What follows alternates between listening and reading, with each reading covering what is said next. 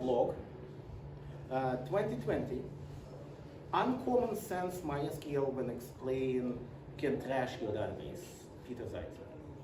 So, yeah, that's your blog post, I think.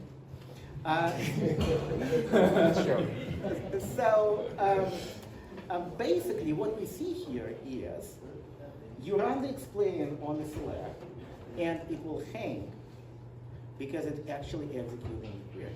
Why is that? The reason for that is explain should show you how many records it will scan. Now, this is a subquery.